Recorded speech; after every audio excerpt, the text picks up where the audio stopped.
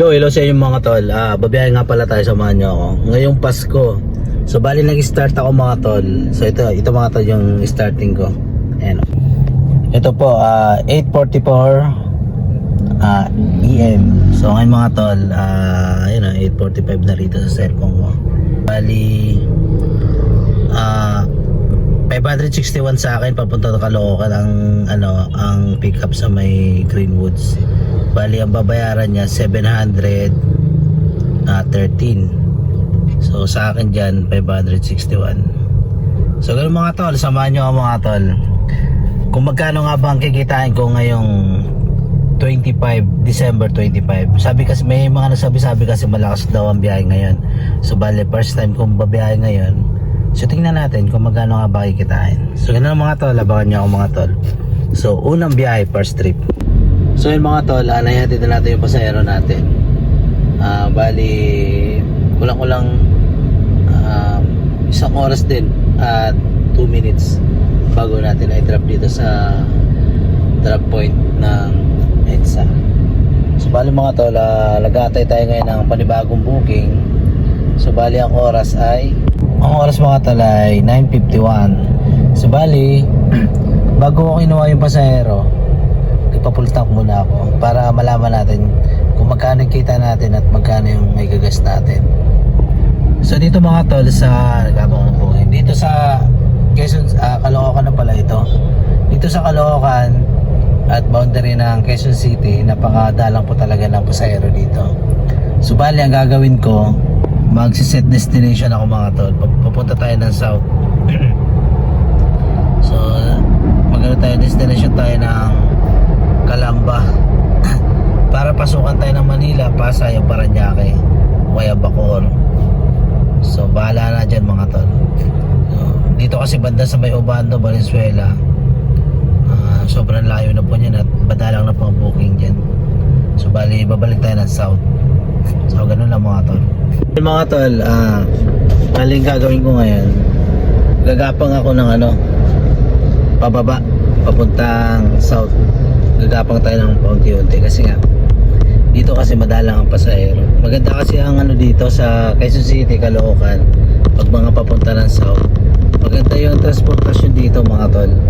Hindi kagaya sa may bandang Parañaque, masyadong mahirap makasakay ng bus, at kagaya sa may Rizal, yan. Kaya bandang Rizal maraming booking dyan. So ito na mga tol, may pumasok tayo na booking. So ito yung booking mga tol, may pumasok agad. So yun, papunta rin. Saan mapapunta to? So bali 520 mga tol. So sabi natin, may pumasok agad na booking.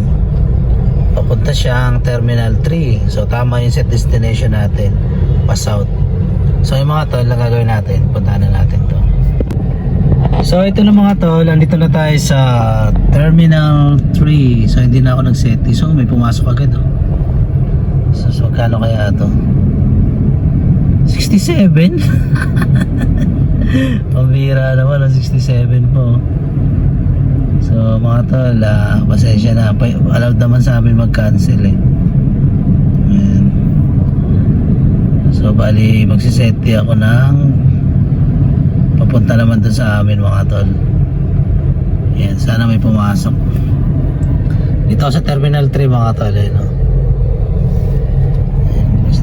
Gatay ako. So mga tol, pwede naman sa amin mag-cancel. Wala namang problema yan. Kumbaga lugi kasi mga tol 67 tapos yung pick up nasa 1 kilometer. So syempre lugi talaga. Maganda na lang siguro rin kapag pipick upin mo yung malapit lang. Kumbaga yung nandyan lang siya.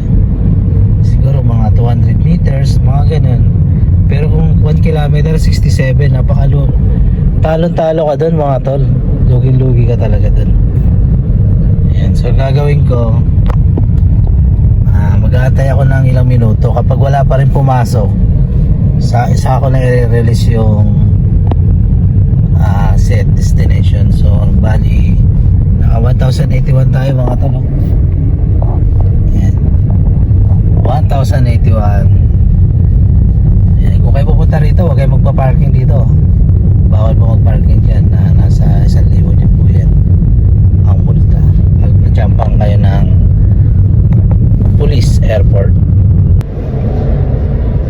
So ganito lang ang buhay ng Grab mga tol. Tiyagaan lang talaga. At depende po sa booking. Hindi naman lagi na malakas ang kita. Pero para sa akin mga tol, hindi ako umuwi hanggat walang quota. Ang quota ko kasi wag lang bababa ng 3,000. So dapat mga 3,000 ako pataas. Yun ang quota ko. Pero pag halimbawa na tinatamad ako, siguro 2,600, 2,000. So ayun, uwi na ako nun. Kasi okay lang naman, wala din naman ako nagbo-boundary. Kumbaga, yung monthly, kinukuha ko lang siya ng 10 days. Pag nakuha ko na siya, kumbaga, petex na lang ako. So yun po ang kagandahan. Pero kung halimbawa, nakiki-boundary ka mga tol, pag umabsent ka na isang beses, naku, ang doble yung mahirap. So yung mga tol, may pumasok na. Bali, bihira tol, sa kabila pala to, sa hotel. So bali dito tayo dadaan. Dapat umista pa ako kanina eh. Bali lumapit ako dito sa arrival. Bali ang pick up niya sa sa may Newport Hotel mga tol. Ayan. Bali pupuntahan na lang natin siya. 1.4 kilometer yung pick up. So bali 339 mga tol ang sa akin. Tapos yung babayaran niya ay 490. Ayan. So ito mga tol, ito yung arrival. Sayang di ako nakakuha rito. Wala ganong pasahero. Dami nakatambak, mga taxi. Ayun. Yung mga pasahero din, pero hindi masyado. Sa hapon marami pasahero dito, mga mag-uwian. So gano'n lang mga tol. Bali 10:49 na. Ayan. Sana makakota tayo ngayong araw na to. So gano'n lang mga tol, pipick upin ko na yung pasahero. Yo, what's up sa inyo mga tol? Pauwi na ako mga tol. So bali alas 7 na ng gabi. So nag-7 na ako pa uwi. Bali nandito ako ngayon sa Manila. So ito mga tol, papakita ko sa inyo kung magkano na nga ba kinita ko. Ito mga tol, ang kinita ko mga tol. Wait lang ha.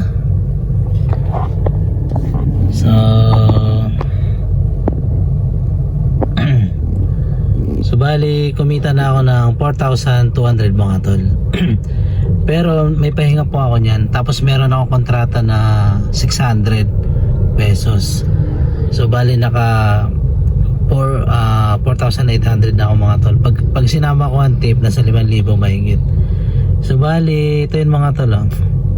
Daming cancel mga tol. So bali nagpahinga ako ng alauna.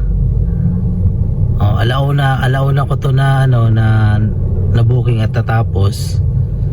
So ang sumunod ko na booking ay alas 4 na. So nagpahinga ako ng 1, 2, 3, 4. 3 oras pa ako nagpahinga mga tol kasi kontrata yung 1 oras, yung 2 oras, yun na yung pinakapahinga ko at kumain ako. Kasi nakakuha tayo ng kontrata eh. So ganun lang mga tol, bali hindi pa nagtatapos siya ng kita dahil nag-set di pa tayo pa uwi eh, no? So titingnan natin mga tol kung magkano nga ba yung nakonsumo natin na gas at magkano ang kinita natin. So ganun lang mga tol. So trabaho ulit tayo, pauwi. Hello sa inyo mga tol, may pumasok nga pala sa akin. So, pauwi na sana. So bali 16 minutes yung niya, pick up 3.7 km mga tol. Tapos meron siyang plus na 80 pesos mga tol kapag pinick up natin. So bali ang babayaran niya 802. Tapos ang kanyang babayaran lahat ay 1,009. So ang layo mga tol, 16 minutes. Tapos ano pa yan, traffic pa tayo. Ang layo nito. Pag dito natin 3.3 kilometer.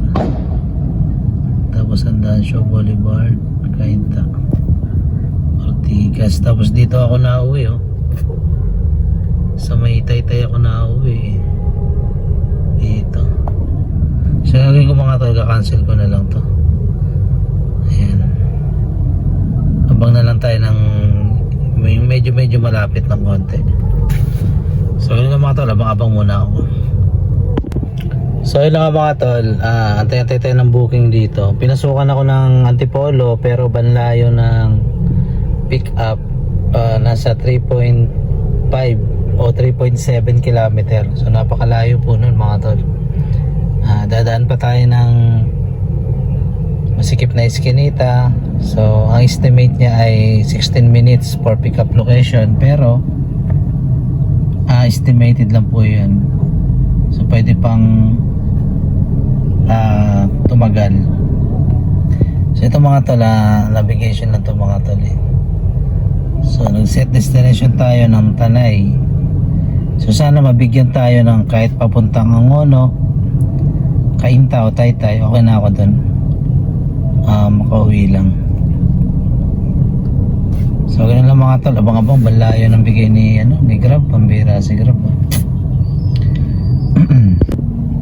So ayun mga tol, alas 7:34 na. So ayun mga tol, may pumasok na booking.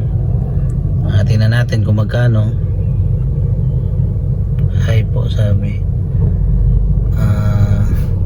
Ang pick up niya ay 1.1 kilometer. Yan, dapat ganito 7 minutes at ang babayaran niya ay 743. Ito yung sa akin. Bali pagkasama na kay Grab nasa 942. So bali ang ano niya, saan ba to? Hindi ko alam to Country Horse Block 38. Sa tingnan natin kung saan papunta.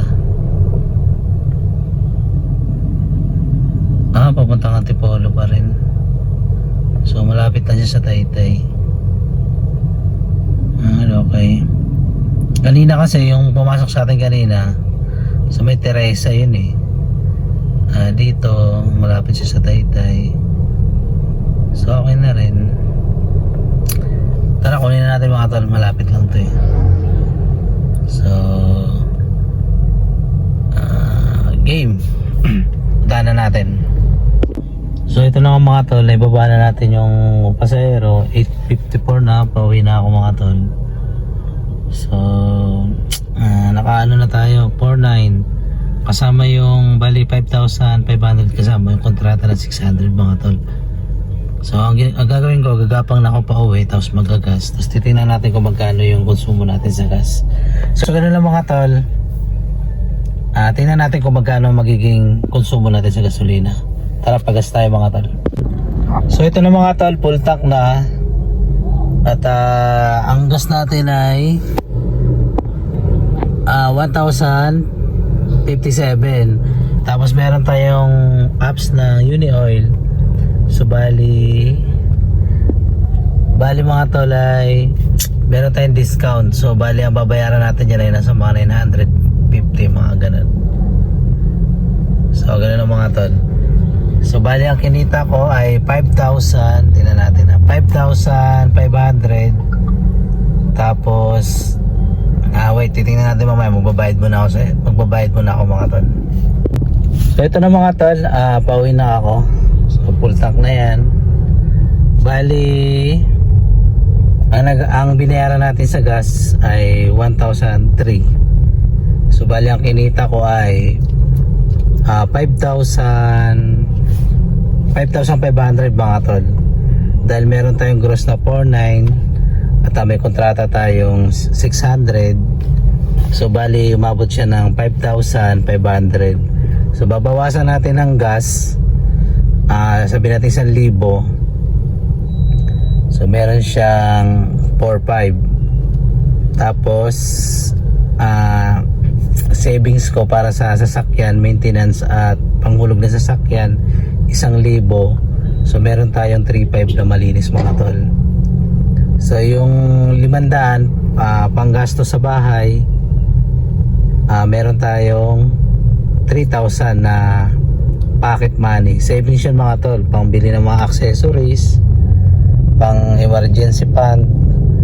At pag halimbawa na aksidente tayo, wag naman, meron tayong yung sabi nga nila, pag nagigipit meron tayong matudukot. So ganun lang mga tol, maraming salamat at salamat sa pagsama sa aking vlog na experience ko sa biyahe dito sa Pasko, December 25. So ganun lang mga tol, maraming salamat at thanks for watching at ingat kayo dyan. God bless.